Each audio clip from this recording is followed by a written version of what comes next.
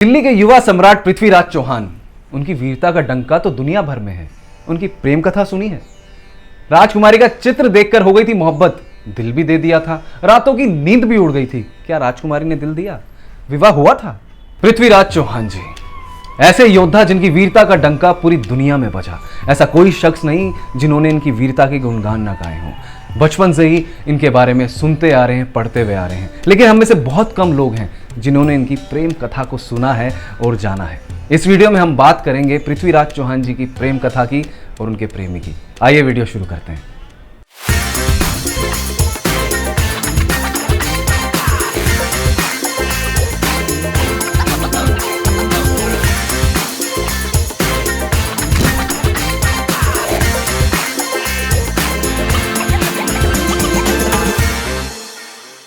कन्नौज के महाराज जयचंद्र की एक खूबसूरत पुत्री थी जिनका नाम था संयोगिता।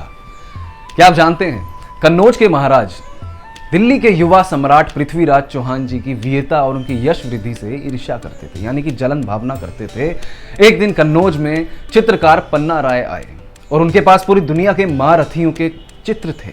जब वो चित्र कन्नौज के लोगों ने देखे, खासकर वहां की लड़कियों के सामने वो चित्र आया, तो हर लड़की के मन में एक भावना आ उठी कि इतना खूबसूरत राजा, एक सम्राट, वीर जिसकी वीरता के डंके बज रहे हैं, और ये इकलौते दिल्ली के युवा सम्राट और कोई नहीं पृथ्वीराज चौहान जी थे। हर लड़की के मन में था कि हमारा राजकुमार ऐसा हो, और ये बातें पहुंच गई महाराज जयचंद्र की पुत्री संयोगिता के कानों में। जब महाराज की पुत्री संयोगिता के कानों तक ये बात पहुंची कि कन्नौज की सारी लड़कियां उत्साहित हो रही हैं वो चित्र देखने को कि वो युवा सम्राट आखिर है कौन, उनके अंदर भी ये लालसा आ उठी, यानी कि क्यूरियोसिटी। वो भी देखना चाहती थी इस युवा सम्राट को, जो और कोई नहीं पृथ्वीराज चौहान जी ही थे। और उन्होंने उनको उस चित्र में देखा और कहीं ना कहीं अपना दिल दे बैठी।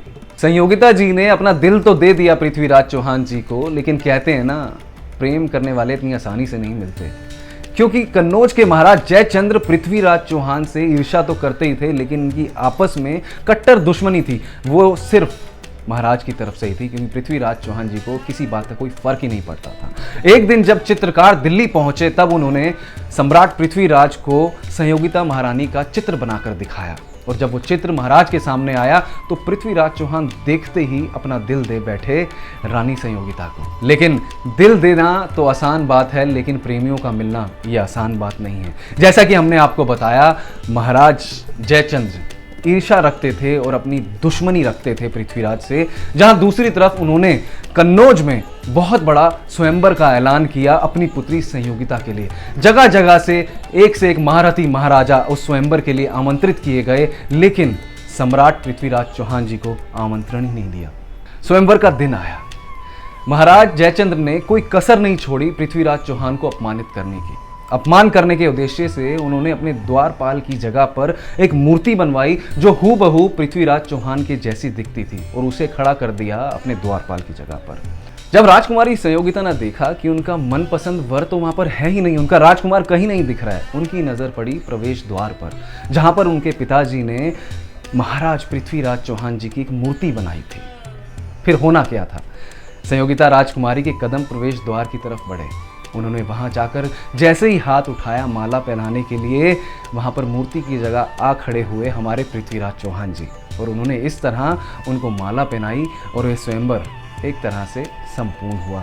एक पिता ने अपनी पुत्री को जब ऐसे देखा तो गुस्से में आग बबूला हुए अपने ऊपर काबू खो दिया, अपनी तलवार निकाली और अपनी पुत्री को ही मारने के लिए कदम बढ़ाए, तलवार हाथ में, और चल पड़े अपनी पुत्री को मारने। और दूसरी तरफ खड़े थे पृथ्वीराज चौहान, अपनी राजकुमारी का हाथ पकड़े और वहां से निकले, अपने घोड़े पर सवार हुए। पूरा विश्व जानता है कि विश्व के अव्वल घुड़सवार पृथ्वीराज चौहान कन्नौज के महाराज जयचंद्र की सेना को पछाड़ते हुए अपने राज्य दिल्ली पहुंचे, और दिल्ली में स्वागत हुआ उनका अपनी राजकुमारी संयोगिता के साथ। और इसके बाद की कथा कहो या कहानी हम सब जानते हैं, किस तरह से महाराज जयचंद्र ने मोहम्मद गोरी को बात करके, उत्साहित करके तैयार किया दिल्ली के युवा सम्राट पृथ्वीराज से युद्ध करने के लिए। और उसके बाद क्या हुआ, ये तो इतिहास हम सब जानते हैं।